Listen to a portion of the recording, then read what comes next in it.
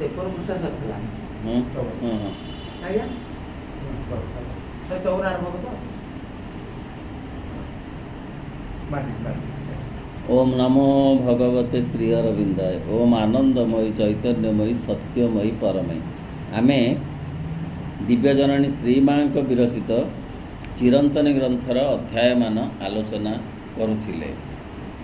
आज जो अध्याय आलोचना करिबा तार शीर्षक हेउछि बिना कर्म रे ध्यान।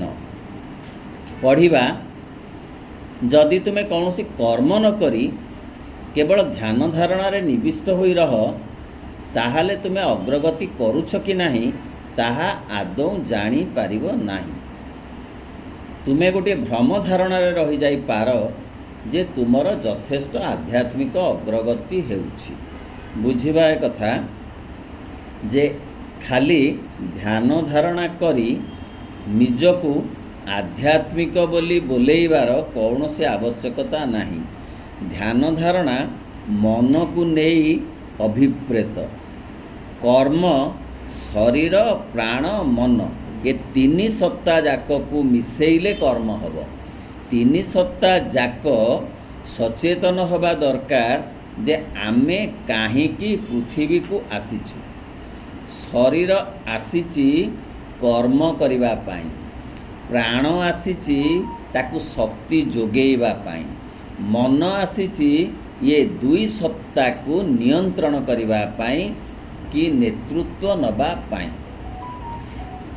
अतएव भ्रम धारणा रे आमे रही जिबा जदि केवल ध्यान धारणा रे समय कटेई दबा ताहाले ताहा अपूर्ण होई जिवो जोग दृष्टिरु।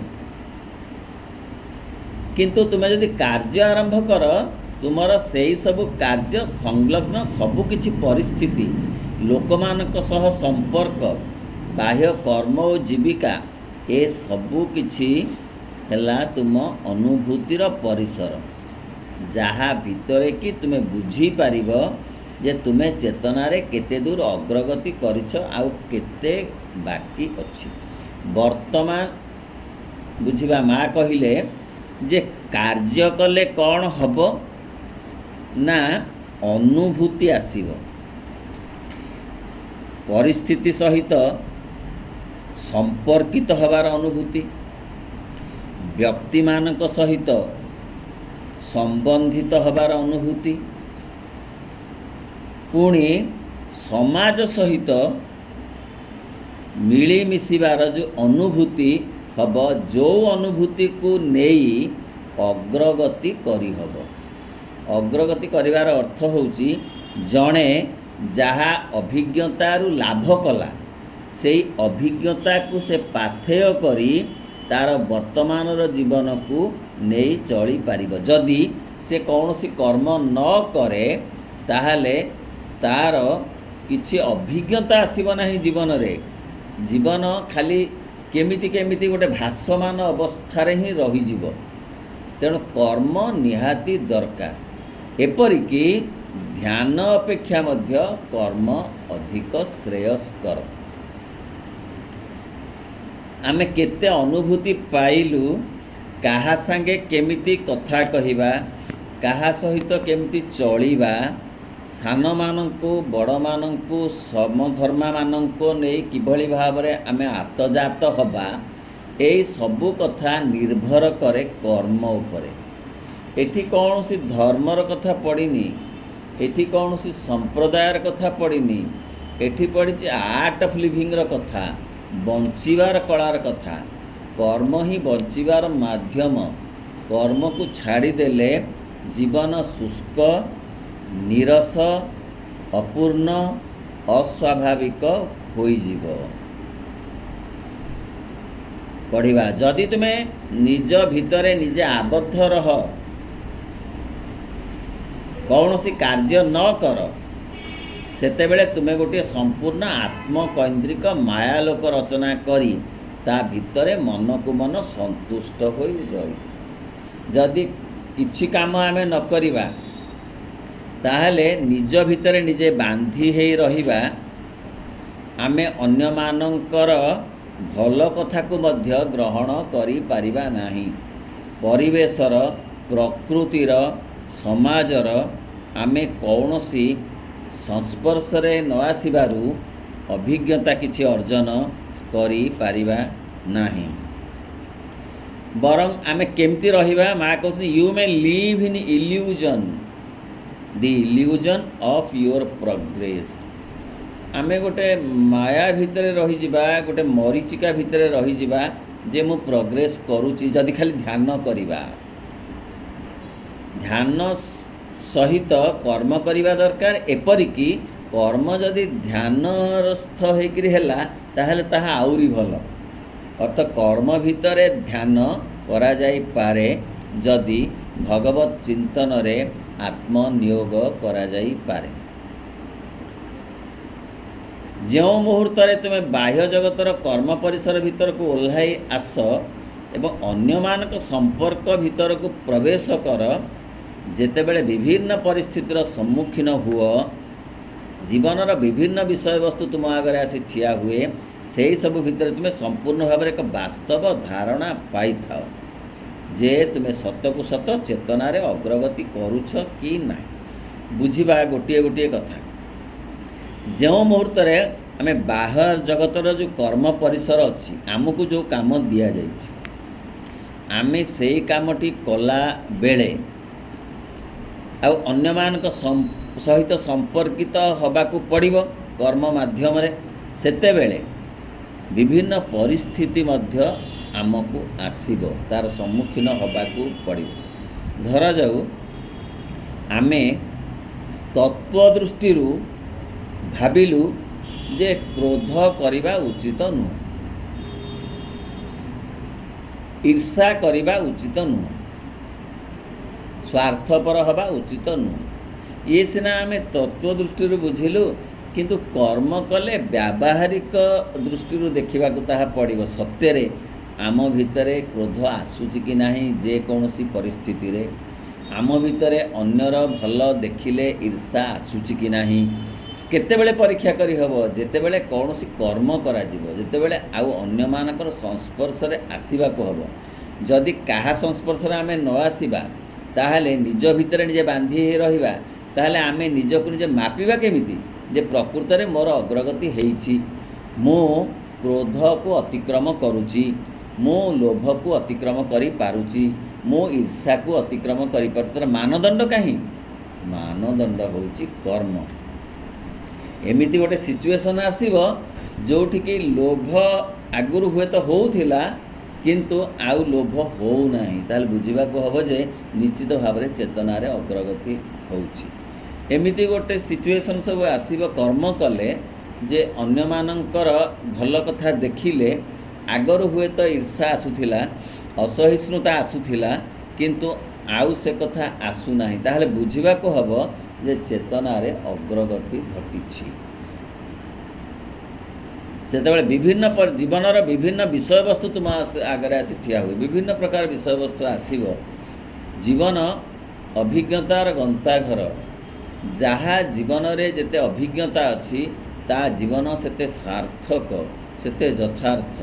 ସାଧାରଣ ଲୋକେ ବୁଝନ୍ତି ଯେ ଯିଏ କେବଳ ଅତି କମ୍ କଷ୍ଟରେ ଚଳି ଯାଉଛି, ତାର କିଛି ଯନ୍ତ୍ରଣା ନାହିଁ, ତାର କୌଣସି ସମସ୍ୟା ନାହିଁ, ତା ଜୀବନଟି ବଡ଼ ସୁଖକର ଜୀବନ। ତାହା ନୁହେଁ। ପ୍ରକୃତରେ ଜୀବନ ଆସିଛି ଅଗ୍ରଗତି କରିବା ପାଇଁ। ବାଧାବିଘ୍ନର ସମ୍ମୁଖୀନ ହୋଇ ଗାଡ଼ିଟା ଚାଲୁଛି, ପବନ ତାକୁ ବାଧା ଦେଉଛି, ତାକୁ ସେ ଅତିକ୍ରମ କରି ଚାଲୁଛି। ଯଦି ଗାଡ଼ି ପବନ ତାକୁ ବାଧା ଦେଉନି ଅର୍ଥ ଗାଡ଼ି ଚାଲୁନାହିଁ, ଆଉ ଗାଡ଼ି ଚାଲୁନାହିଁ ଅର୍ଥ ଯେଉଁଠି ଯା ସେଠି ରହିଛି, ଆଉ ଯେଉଁଠି ଯା ସେଠି ରହିଛି ମାନେ କଳଙ୍କି ହୋଇଯିବାକୁ ବାଧ୍ୟ ହେବ। ତେଣୁ ନିଶ୍ଚିତ ଭାବରେ ଗାଡ଼ି ଚାଲିବ। ଗାଡ଼ି ଚାଲିବାର ପ୍ରମାଣ ତାକୁ ପବନ ବାଧା ଦେବ, ବାଧା ବିପତ୍ତି ଆସିବ। ରାଧାନାଥ ଲେଖିଲେ କ'ଣ ନା, ହସି ଖେଳି ଯାଉ ଗମନ୍ତି ସମୟ, ଜୀବନ ମଣନ୍ତି ମହୋତ୍ସବମୟ। କହିଲେ ସେ ଜୀବନ ଜୀବନ ନୁହେଁ। କେଉଁ ଜୀବନ?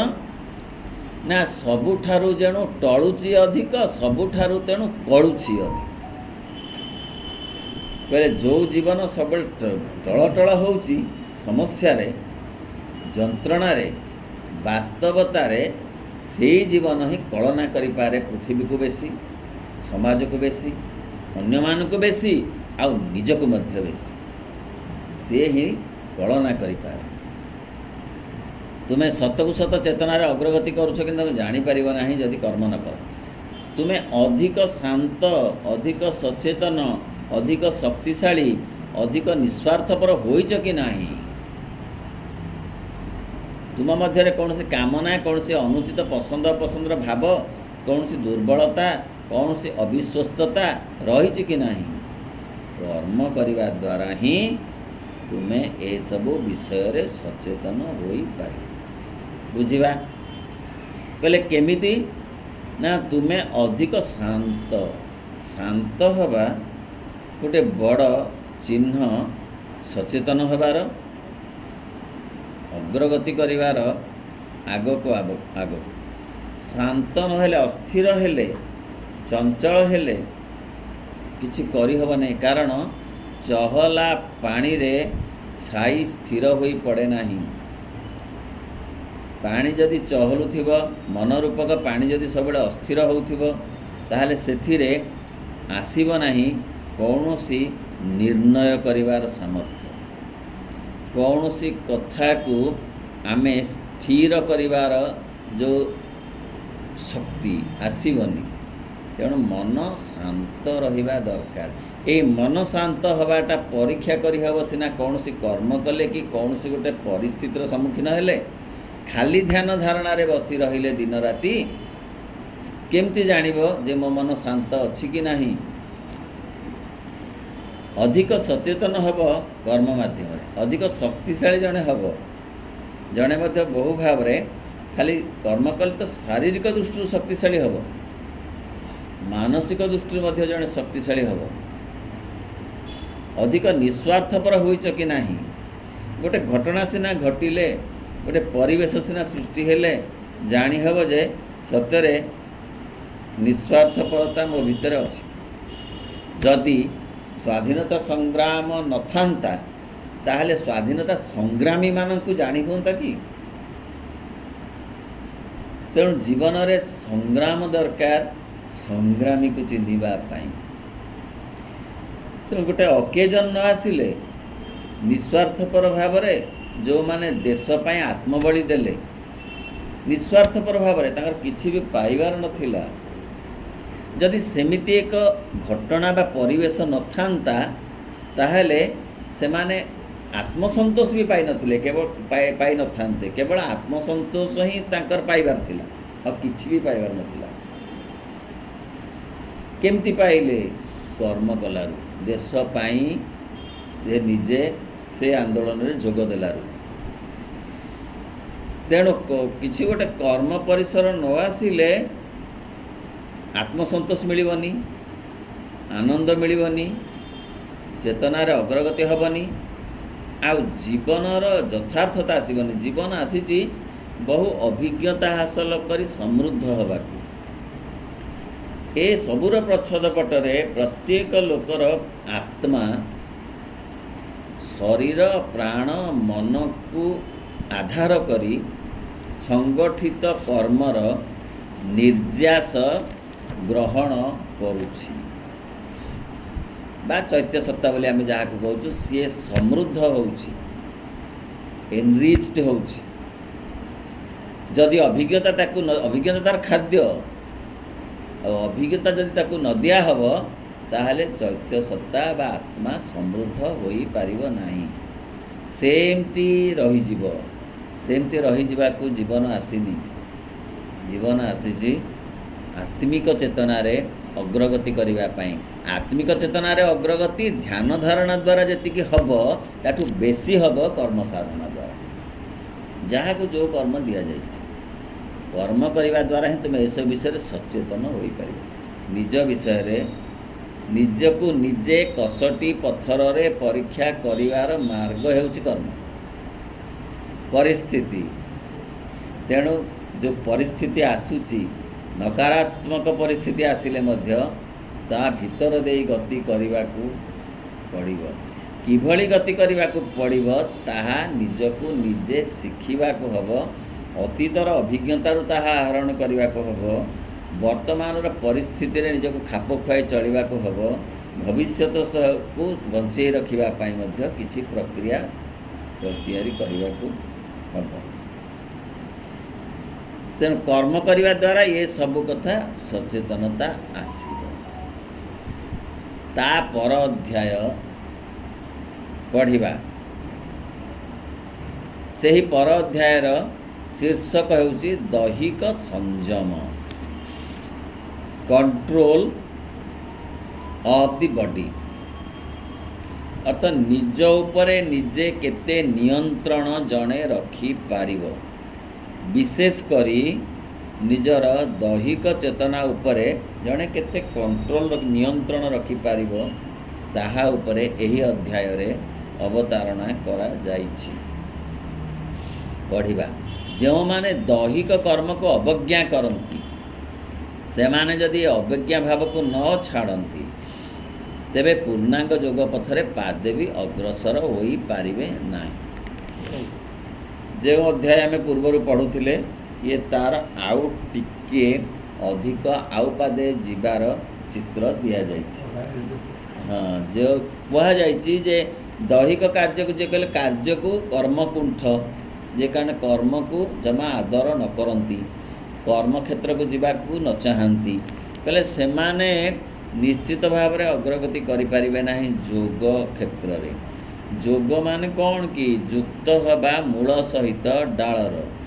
ମୂଳ ହେଉଛି ଆମର ପରମାତ୍ମା, ଆମେ ହେଉଛୁ ତାଙ୍କର ଡାଳ।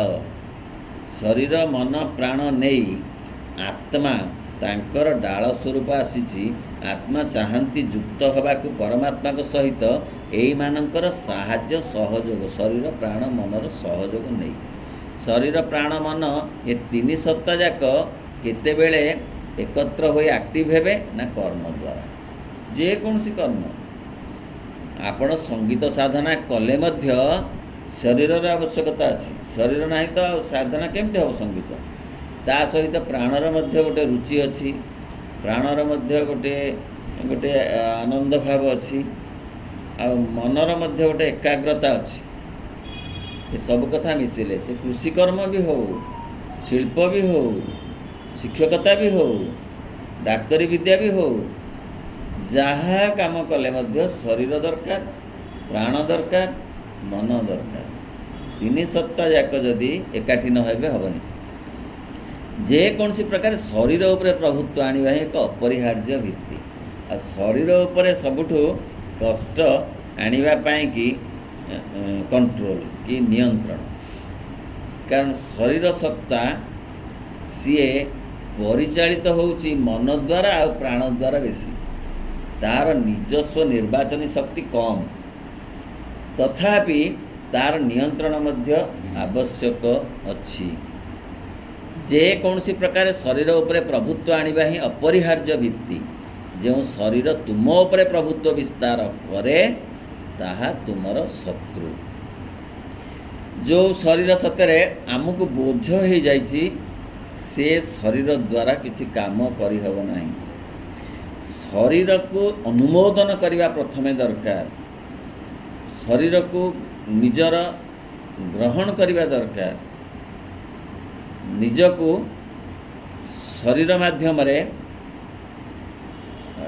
ରଖିବା ଦରକାର, ଖୁସି ଭାବ ରଖିବା ନିଜ ଭିତରେ ଆଣିବା ଦରକାର। ନିଜ ଶରୀର ପ୍ରତି ନିଜେ ଖୁସି ଭାବ ଆଣିବା ଦରକାର। ଯଦି ଶରୀରକୁ ନିଜେ ଅନୁମୋଦନ ନିଜର ନ କରିବ, ମୁଁ କରିପାରିବିନି, ମୁଁ ଯାଇପାରିବିନି, ମୋତେ ଭଲ ଲାଗୁନି, ମୁଁ ଚାଦର ଆଣ ଘୋଡ଼ିକି ଶୋଇବି, ଏ କଥା କହିଲେ ସିଏ ଶରୀର ଆସ୍ତେ ଆସ୍ତେ ଡାଉନ୍ ହେଇଯିବ, ଆଉ ତା ଉପରେ ସିଏ ବୋଝ ହେଇଯିବ। ତାପରେ ଆଣ୍ଠୁଗଣ୍ଠି ସବୁ ବିନ୍ଧା ହେବ ଆଉ କଳଙ୍କି ଧରିବ। ଯଦି ରଥ ନ ଗଡ଼ିବ, ତାହେଲେ ସିଏ କଳ କବଜାରେ ତା'ର ସବୁ କଳଙ୍କି ଲାଗିଯିବ। ତେଣୁ ରଥ ଗଡ଼ିବା ମାନେ କର୍ମ କରିବା, ଯେ ପ୍ରକାର କର୍ମ ହେଉ। ଏହା ଏପରି ଏକ ବିଶୃଙ୍ଖଳା ଯେଉଁ ଶରୀର ତୁମ ଉପରେ ପ୍ରଭୁତ୍ୱ ବିସ୍ତାର କରେ ତାହା ତୁମର ଶତ୍ରୁ। ଶରୀର ଶତ୍ରୁ ହୋଇଯିବ। ତାକୁ ଯଦି କାମରେ ନ ଲଗାଯିବ ସିଏ କଳଙ୍କି ଧରିଯିବ ଆଉ ଶତ୍ରୁ ହୋଇଯିବ। ଏହା ଏପରି ଏକ ବିଶୃଙ୍ଖଳା ଯାହା ତୁମ ପକ୍ଷରେ ଗ୍ରହଣୀୟ ନୁହେଁ। ତୁମ ମନ ଭିତରେ ଯେଉଁ ଚୈତନ୍ୟମୟ ଶୁଦ୍ଧ ସଂକଳ୍ପ ରହିଛି ତାହା ଯେପରି ତୁମ ଶରୀରକୁ ଶାସନ କରେ। ମନ ଭିତରେ ଯେଉଁ କଥା ରହିଛି, କ'ଣ ମନ ଭିତରେ ରହିଛି? ଆମେ ଭାବୁଛୁ ଯେ ମନ ଭିତରେ ରହିଛି ଯେଉଁ ପ୍ରକାର ଖାଲି କାମନା ପୂରଣ କରିବାର ଇଚ୍ଛା। ନାହିଁ, ମନର ମଧ୍ୟ ବହୁ ଭଲ କଥା ଅଛି। ମନ ଭିତରୁ ସଙ୍ଗୀତ, ମନ ଭିତରୁ ସାହିତ୍ୟ, ମନ ଭିତରୁ ଦର୍ଶନ, ମନ ଭିତରୁ ବିଜ୍ଞାନ। ମନ ନାହିଁ ତ ଏମାନେ ନାହାନ୍ତି। କିନ୍ତୁ ସାହିତ୍ୟ ହେଉ, ସଙ୍ଗୀତ ହେଉ, ବିଜ୍ଞାନ ହେଉ, ଦର୍ଶନ ହେଉ, କୃଷି ହେଉ, ଶିଳ୍ପ ହେଉ, ବର୍ଡ଼ର ଜଗିବା ହେଉ, ଯେଉଁ କାମ ହେଉ ପଛେ ମନ ତା ଦେହରେ ନେତୃତ୍ୱ ନେବ ହିଁ ନେବ। ତାକୁ ମନର ଯେଉଁ ଭାବନା, ଯେଉଁ କଳ୍ପନା, ଯେଉଁ ଧାରଣା, ତାକୁ କାର୍ଯ୍ୟରେ ପରିଣତ କରିବ କିଏ? ଶରୀର। ମନ ଖାଲି ଭାବିଦେବ ଯେ ମୁଁ ଏଇ କାମଟା କରିବି, ମୁଁ ବର୍ତ୍ତମାନ କଲିକତାରେ ପହଞ୍ଚିବି। କ'ଣ ପହଞ୍ଚି ହେବ? ତା ପାଇଁ ଶରୀର ଦରକାର ଯାଇ ସେଠି ପହଞ୍ଚେଇବ। ତେଣୁ ମନର ନିର୍ଦ୍ଦେଶ ଆଉ ଶରୀରର କାର୍ଯ୍ୟଦକ୍ଷତା ଦୁଇଟା ଯାକ କଥା ଦରକାର। ପ୍ରାଣରେ ଶକ୍ତି। ପ୍ରାଣ ଯଦି ଶକ୍ତି ନ ଦେବ ତାହେଲେ ମନର ଇଏ ନିଷ୍ପତ୍ତିକି ଧାରଣା ଶରୀର ମଧ୍ୟ କାର୍ଯ୍ୟକାରୀ କରିପାରିବ ନାହିଁ। ତେଣୁ ମନର ଯେଉଁ ଶୁଦ୍ଧତା ଅଛି ନା, ବିଭିନ୍ନ କ୍ଷେତ୍ରରେ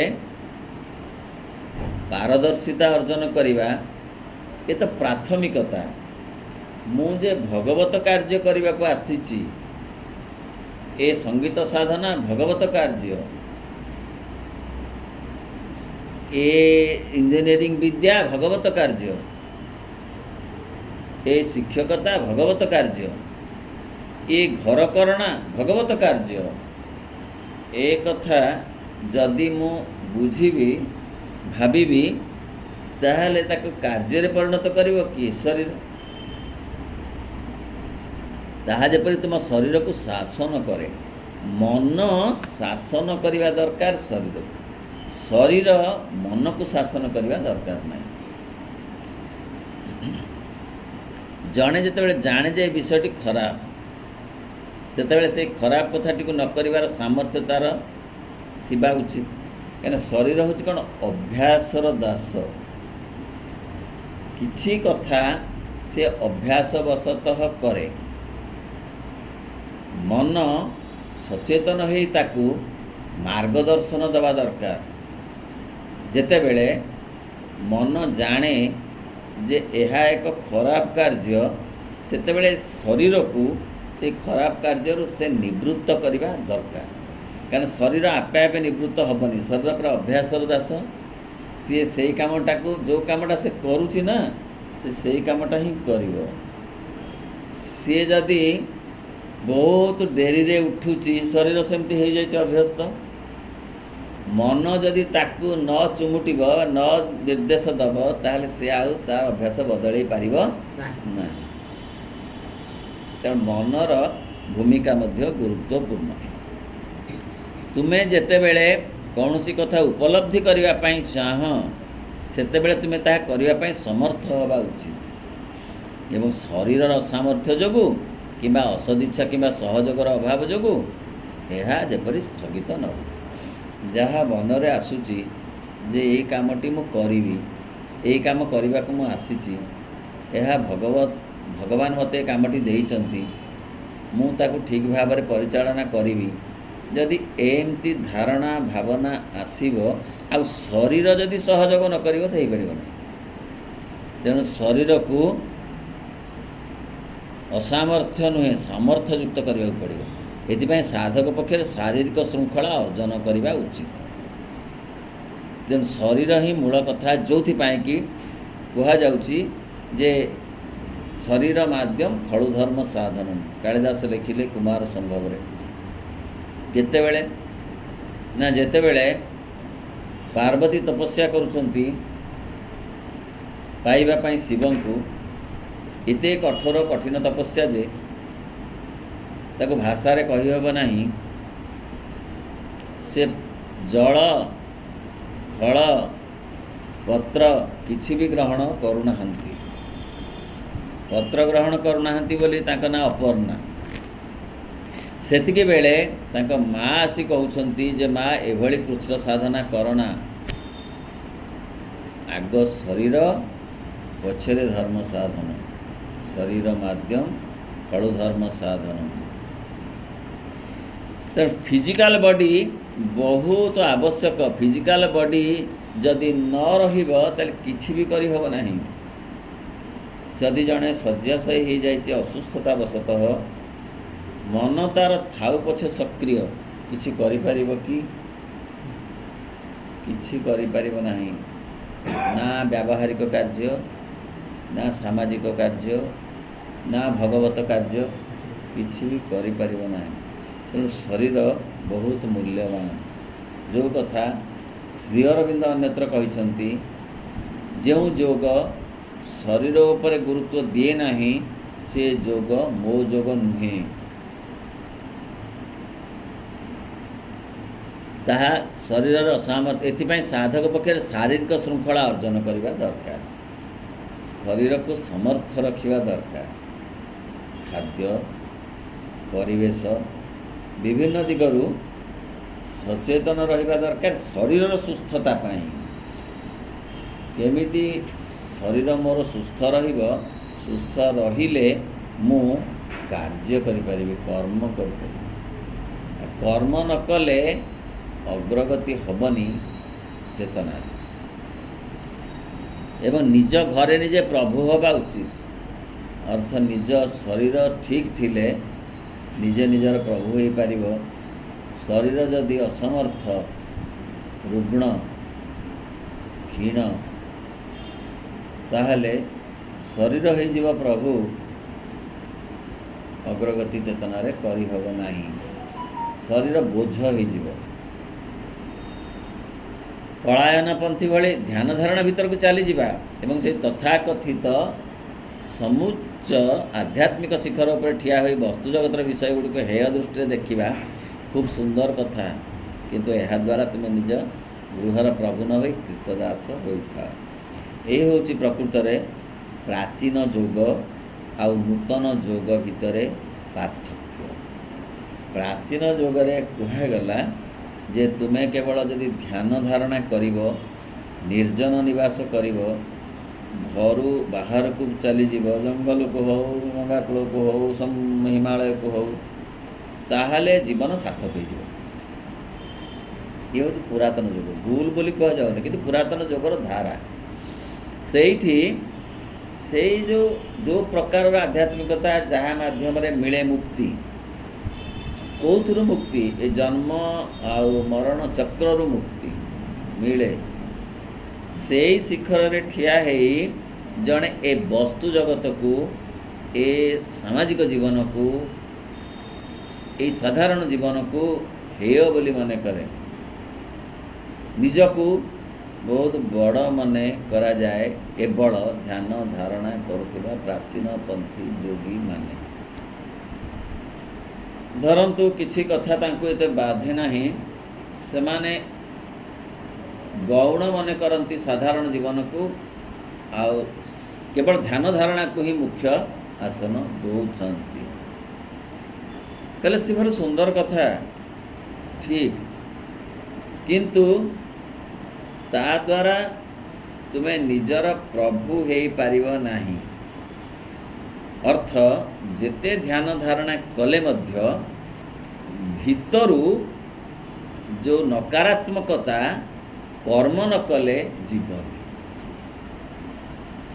जीवनी से जहाँ कहा जाउची जे समय पाइले जीवने प्रवृत्ति फुटी पड़ी थाए आसी प्रवृत्ति वर्जित के अछि जगते कि गृही कि वनवासी। वनवासी हो गला बोली कौन लोभ नहीं।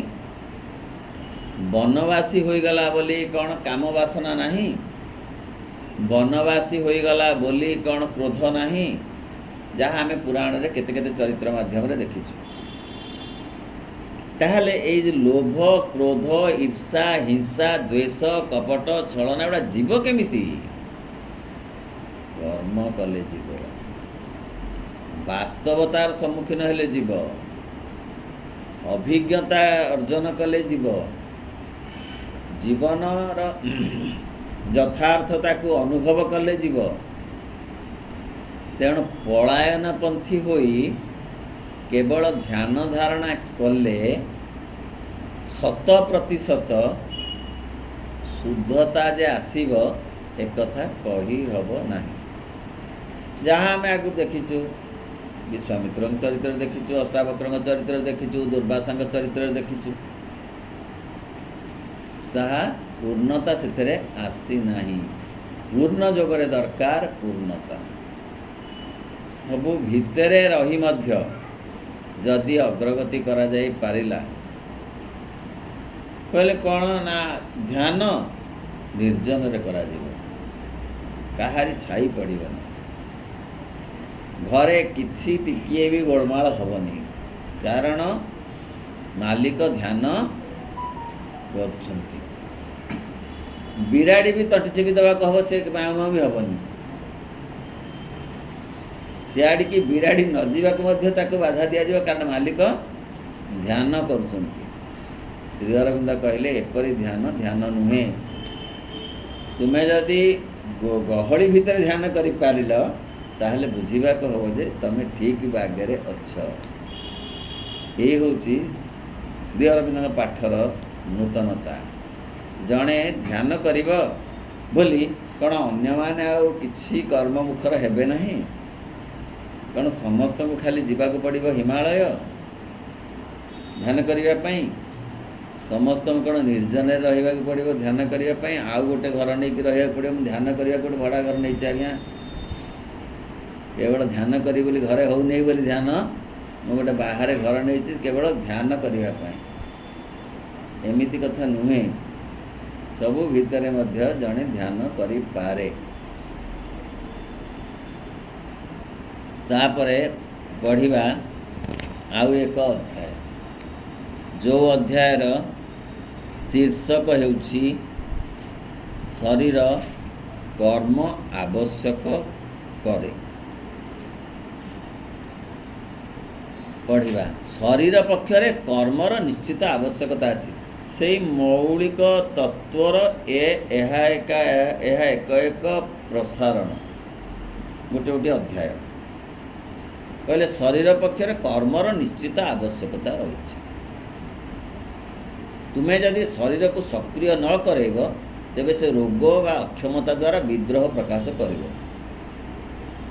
आस्ते आस्ते सब कलंकी धर शरीर सब कल कब्जा। शरीर कर्म चाहे शरीर कर्म प्रवण हवा को चाहे फूल गछ लगेवा हो बा घर तैयारी करवा हो बा कौन से स्थूल वास्तव कर्म करवा हो प्रकृत में यही वास्तव कर्म चाहे कि परिश्रम जनित चाहे जहाँ को डाक्तरी विद्या कह जाउछि झाड़ बोहिले कमिब बीपी कमिब सुगार कमिब से सी कहते ब्रिस्क वॉकिंग कर से कहते साइकिलिंग कर तामाने शरीर को तमें काम लगाओ एवं तार जेतक जाक मैला सफा हो कर्म जो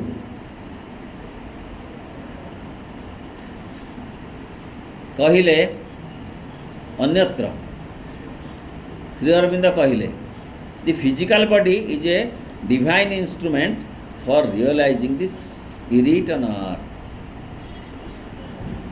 फिजिकल बॉडीटा बहुत दरकार कारण किए अनुभव करिवो शिहरण प्रशांति स्थिरता सुस्थता किए अनुभव करे शरीर शरीर पर्यंत आसीबा दरकार मनर शांति शांति शरीर पर्यंत आसीबा दरकार मनर स्थिरता शरीर पर्यंत आसीबा दरकार मनर दृढ़ता शरीर पर्यंत आसीबा दरकार खाली मन स्तर रहिले हेब नहीं, आ शरीर स्तर को आसब जदि कर्म करा जाए।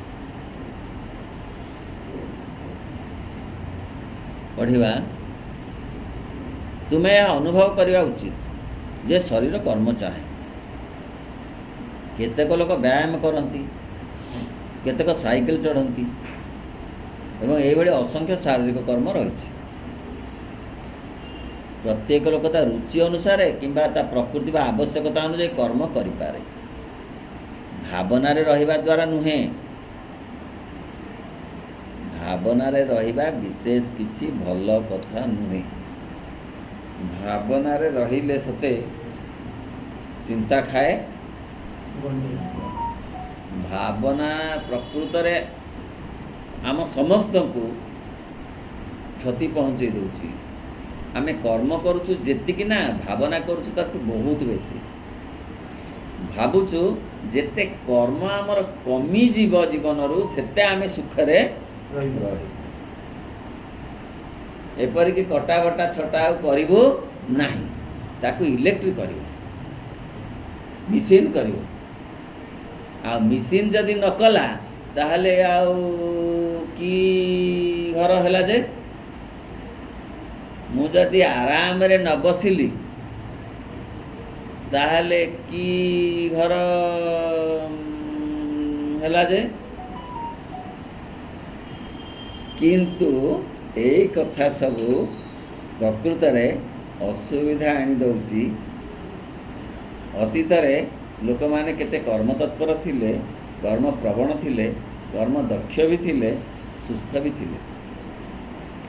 वर्तमान से कर्मटा ही कमी जीवारु असुस्थता अधिक आसुछि। प्रत्येक लोक ता रुचि अनुसार करिवो एवं भावना रे बहुत समय रहिले ही एक प्रकार सिक्रेशन हुए, गोटे प्रकार केमिकल जे शरीर को क्षतिग्रस्त करे। कवि लिखुଛନ୍ତି वृथा भावना आउ करिबी नाही, भावना रे आनंद मिलई नाही। वृथा भावना रे किसी आनंद मिलेनी। भाभी भाभी भाभी भाभी केवल जड़े हो जाए अवसन्न, अवसादग्रस्त। प्रत्येक लोक भावना रहिबा द्वारा नुहे, भावना रहिबा विशेष किसी भल कथा नुहे। भावना तुमको केवल गुड़ाए आगतुरा धारणा दे थाए, ताहा भी ठीक।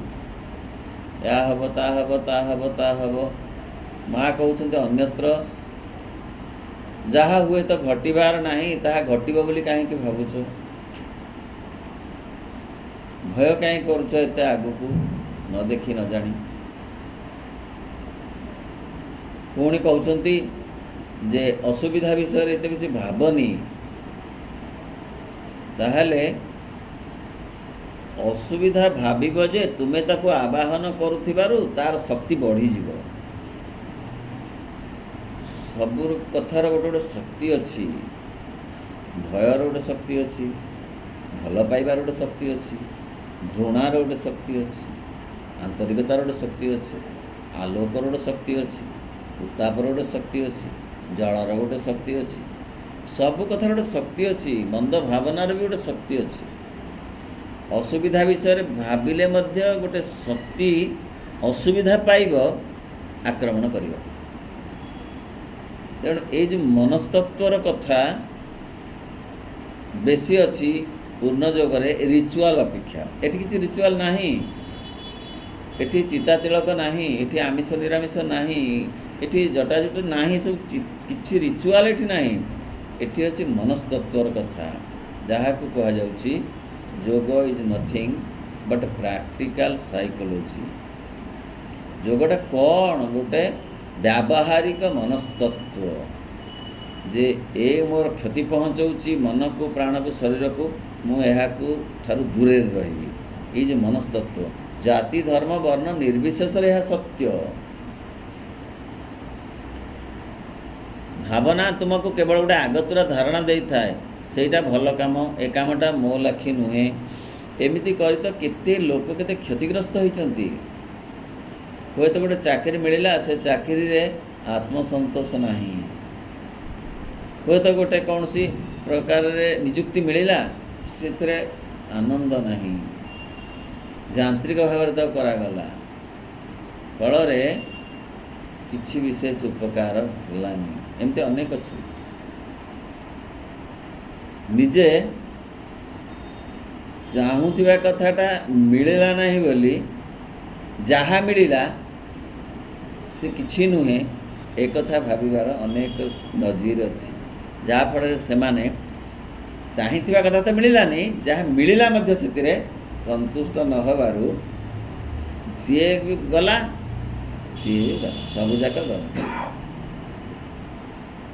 ନା ଭଲ କାମ, ଏ କାମଟା ମୋ ଲାଖି ନୁହେଁ, ଏବଂ ଆହୁରି ଯେତେ ବାଜେ କଥା, ସବୁ କଥା ଯାହାକୁ ଯାହା କାମ ମିଳିଛି ନା, ସେ ସେଥିରେ ସନ୍ତୁଷ୍ଟ ନୁହେଁ ବୋଲି ଯନ୍ତ୍ରଣାରେ ଜର୍ଜରିତ।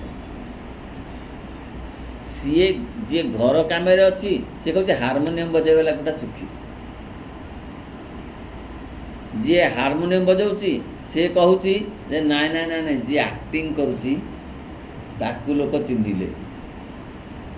ମୁଁ ତ ହାରମୋନିୟମ ବଜାଉଛି, ମୋତେ କିଏ ଚିହ୍ନିଲେ? ଗାଇବା ଲୋକଟାକୁ ଚିହ୍ନିଲେ। ଲେଖକ ଭାବୁଛି ମୋତେ କିଏ ଜାଣିଲେ? ନାଁ ନେଲେ କିଏ? ଗାଇବା ଲୋକ ନାଁ ନେଲେ। ତେଣୁ ଏଇ ଯେଉଁ କଥା ନା, ଏଇ କଥା ହିଁ ମନକୁ ଦାବି ଦେଉଛି। ଯିଏ ଲେଖକ ସେ ଲେଖାରେ ସନ୍ତୁଷ୍ଟ, ଯିଏ ଚିତ୍ରକର ସେ ଚିତ୍ରରେ ସନ୍ତୁଷ୍ଟ, ଯିଏ ଅଭିନେତା ସେ ଅଭିନୟରେ ସନ୍ତୁଷ୍ଟ। କେହି ତାର ଅଭିନୟ ନ ଦେଖିଲେ ଭଗବାନ ଦେଖୁଛନ୍ତି ବୋଲି ଯଦି ସେ ଭାବେ, ତାହେଲେ ତାର ଆତ୍ମସନ୍ତୋଷ ଆସିବ ହିଁ ଆସିବ। ସେଥିପାଇଁ ଦରକାର ଅଛି ଯେ ମନ୍ଦ କର୍ମ ବୋଲି କିଛି ନାହିଁ, ଏମିତି କେହି କହିବେ ନାହିଁ। କେବଳ ମା ଆଉ ଶ୍ରୀ ଅରବିନ୍ଦ କହିପାରନ୍ତି, ଯିଏ କୌଣସି ଜାତି ଧର୍ମ ବର୍ଣ୍ଣରେ ବନ୍ଧା ନୁହନ୍ତି। ସେ କହନ୍ତି ମନ୍ଦ କର୍ମ ପୁଣି କ'ଣ ନା, ଏ ପଙ୍କ ଚକଟିକିରି କୃଷି କାର୍ଯ୍ୟ ହେ ମନ୍ଦ କର୍ମ, ଯାଇ ଫୁଲ ଗୁନ୍ଥିବା ମନ୍ଦିରରେ ଭଲ କାମ। ଭଲ ମନ୍ଦ କାମରେ ସତେ କିଛି ନାହିଁ, କିନ୍ତୁ ଆମ ଉପରେ ସେମିତି ଗୋଟେ ଧାରଣା କେମିତି ଲଦି ଦିଆଯାଇଛି, ପୂର୍ବପୁରୁଷ ଯୋଗୁରୁ ହଉ କି ଅନ୍ୟମାନଙ୍କ ପାଖରୁ ହଉ, କେମିତି ଗୋଟେ ଆମ ଭିତରେ ଆସିଛି ଯେ ଜୋତା ସଫା କରୁଥିବା ଲୋକଟା ନିମ୍ନ ଧରଣର, ନଳା ସଫା କରୁଥିବା ଲୋକଟା ଅତି ନୀଚ ଧରଣର, ଆଉ ଅଫିସରେ ବଡ଼ ଅଫିସର ହେଇଥିବା ଲୋକଟା ବହୁତ ଉଚ୍ଚ ମାନର, ଉଚ୍ଚ ଚେତନାର, ତା ଆତ୍ମାଟା ବହୁତ ଉଚ୍ଚରେ ଅଛି। ଏମିତି ନୁହେଁ। ସତରେ ଯିଏ ଗାଡ଼ି ବି ସଜାଡ଼ି ଦେଉଛି, ସିଏ ନହେଲେ ଗୋଟେ ଅଫିସର ବାଟରେ ଗାଡ଼ି ଖରାପ ହେଇଗଲେ ବି ସଜାଡ଼ି ଯାଇପାରିବ କି? ତା'ର ନିହାତି ଆବଶ୍ୟକତା ଅଛି। ଯିଏ କପଡ଼ା ସିଲେଇ କରୁଛି, ଯିଏ କୃଷି କାର୍ଯ୍ୟ କରୁଛି, ସମସ୍ତଙ୍କର କିଛି ନା କିଛି ଗୁରୁତ୍ୱପୂର୍ଣ୍ଣ ଭୂମିକା ଅଛି। କାହାକୁ ସାନ କରିବାର ନାହିଁ।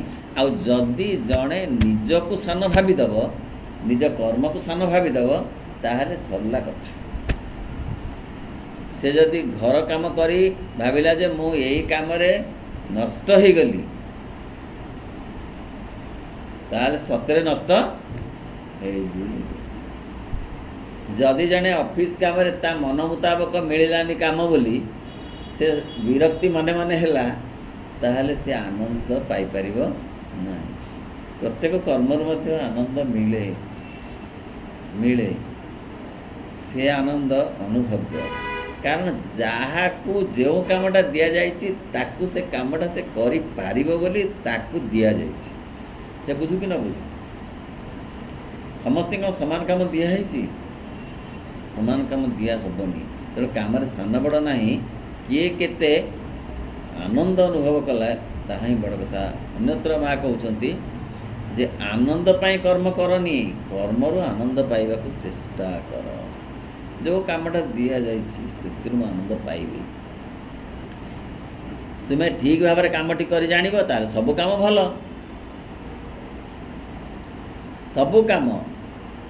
ସବୁ କାମ ଭଲ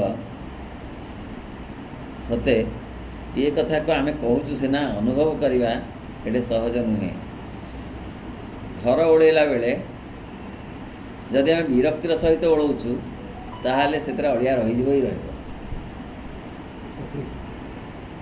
ଯଦି ଆମେ ଖୁସିରେ ଓଳଉଛୁ ନା, ତାଙ୍କ ଘର ମୁଁ ଓଳଉଛି ତାହେଲେ ଏତେ ମାଠିକିରି ଜଣେ ଓଳେଇବ ଯେ ତା ଭିତରେ ହଜିଯିବ ମଜିଯିବ, ସେ ଘର ଓଳେଇବା ଭିତରେ ମଜିଯିବ। 7 ମିନିଟ୍ 4 ମିନିଟ୍ 8 ମିନିଟ୍ ସେ ହଜି ଯାଇଥିବ ତା ଭିତରେ। ନା କି କାମଟା ଯେ ହଜିଯିବ, ଫୁଲ ଗୁଥିଲା ବେଳେ ସିନା ହଜିଯିବ, କାହା ଫୁଲ ପରେ କେଉଁ ଫୁଲ ଗୁନ୍ଥିବି, ଆଉ ଘର ଓଳିଆରେ କି ହଜିଯିବ ନା ହଜିଯିବାର ଅଛି। ନା ବାସନ ମଜାରେ କ'ଣ ହଜି ହେବ ନା ହଜି ହେବ? ସେ ବାସନ ମାନଙ୍କ ସାଙ୍ଗେ କଥାବାର୍ତ୍ତା ହେବ, ବାସନ ମାନେ ତା ହାତର ସ୍ପର୍ଶ ପାଇକିନା ଖୁସି ଅନୁଭବ କରିବାର ଯେଉଁ ଅନୁଭବଟା ମିଳିବ। ଫୁଲ ଗଛରେ ପାଣି ଦେଲେ, ତା ଦେହରୁ ସେ ହଳଦିଆ ପତ୍ରଟା କାଢ଼ିଦେଲେ, ତାକୁ ଟିକେ ଆଉଁସି ଦେଲେ ନିଜକୁ ଭଲ ଲାଗିବ। କାରଣ ତାକୁ ଭଲ ଲାଗିବ। କାହାକୁ? ଏ ଗଛକୁ। ସେ ଗଛର ଯେଉଁ ରିଫ୍ଲେକ୍ସନ୍ଟା ନିଜ ପାଇଁ ଆସିବ। ଆମେ ଯଦି ଚିଡ଼ି ଚିଡ଼ି ହେଇକରି ଗଛରେ ପାଣି ଦେବୁ, ଚିଡ଼ି ଚିଡ଼ି ହେଇକରି ତା ଏଥିରୁ ଫୁଲ ତୋଳିବୁ, ତାହେଲେ ସିଏ ବି ଚିଡ଼ି ଚିଡ଼ି ହେବ ଯେ ସିଏ ଆଉ ଏତେ ଭଲ ଏତେ ଖୁସି ଭାବର ତାର ପ୍ରକଟ ହେବନି। ସୌଭାଗ୍ୟବଶତଃ ଏହା ହେଉଛି ଏକ ପ୍ରକାର ସଂଯୋଗ ସ୍ଥାପନ। ସବୁ କାମ ଭଲ, ସୌଭାଗ୍ୟବଶତଃ ତୁମେ ଯଦି ତୁମର ଭିତର ଆଲୋକ ସମ୍ପର୍କରେ ସଚେତନ ଥାଅ, ତେବେ ତୁମେ ଦେଖିବ ଯେ ତୁମର ଶାରୀରିକ ଶ୍ରମ ଭିତରେ ସତେକି ତୁମେ ଭଗବାନଙ୍କୁ ବସ୍ତୁ ଭିତରକୁ ଡାକି ଆଣୁଛ। ଏ ସତେ ନା, ଏ ହେଉଛି ଅସଲ ସାଧନା। ସେ ବାହାରେ ଆଲଖାଲା ପିନ୍ଧିଲେ ସାଧନା କଥା ଅଲଗା ଅଲଗା, କିନ୍ତୁ ଏ ହେଉଛି ଭିତରର ସାଧନା, ସଚେତନତାର ସହିତ ସାଧନା। ସ୍ୱାମୀ ବିବେକାନନ୍ଦ ଗୋଟେ ଜାଗାରେ ଭାଷଣରେ କହିଲେ, ଯଦି ଜଣେ ଡାକ୍ତର ନିଜକୁ ଏକ ଆତ୍ମା ବୋଲି ଅନୁଭବ କରନ୍ତି ତାହେଲେ ସେ ଜଣେ ଭଲ ଡାକ୍ତର ହୋଇପାରିବେ। ଜଣେ ଓକିଲ ଯଦି ନିଜକୁ ଏକ ଆତ୍ମା ବୋଲି ବିଚାର କରନ୍ତି ତାହେଲେ ସେ ଜଣେ ଭଲ ଓକିଲ ହୋଇପାରିବେ। ଜଣେ ଶିଳ୍ପୀ ଯଦି ନିଜକୁ ଏକ ଆତ୍ମା ବୋଲି ବିଚାର କରନ୍ତି ତାହେଲେ ସେ ଭଲ ଶିଳ୍ପୀ ହୋଇପାରିବେ। ଜଣେ କୃଷକ ଯଦି ନିଜକୁ ଏକ ଆତ୍ମା ବୋଲି ବିଚାର କରନ୍ତି ତାହେଲେ ସେ ଭଲ କୃଷିକର୍ମ କରିପାରିବେ। ତେଣୁ ଯେଉଁ କାମ ମିଳିଛି ନା, ତାକୁ ଆତ୍ମାର ଅନୁମୋଦିତ କାମ ବୋଲି ଯଦି ବିଚାର କରାଯାଏ ତାହେଲେ ସେଥିରୁ ଆନନ୍ଦ ମିଳିବ।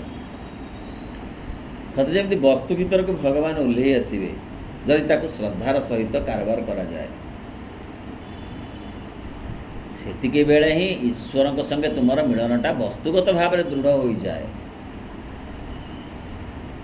ସେତିକି ବେଳେ ଯେଉଁ ଆନନ୍ଦ ମିଳେ ସେ ଆନନ୍ଦ ଅପୂର୍ବ।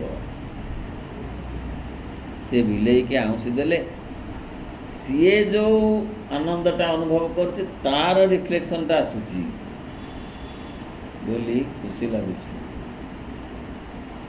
ଖାଲି ପ୍ରାଣୀ ନୁହେଁ, ମଣିଷ କ୍ଷେତ୍ରରେ ବି ତାହା। ମଣିଷକୁ ଭଲ କଥା ପଦେ ମଧୁର କଥା କହିଲେ ତା ଭିତରେ ଯେଉଁ ରିଫ୍ଲେକ୍ସନ୍ ହେଉଛି ସେଇଟା ପୁଣି ଆସି ରିଫ୍ଲେକ୍ଟ ହେଉଛି। କୋମଳ ମଧୁର ବଚନ କହି ତୋଷିବ ପ୍ରାଣୀ। ଅର୍ଥ କ'ଣ?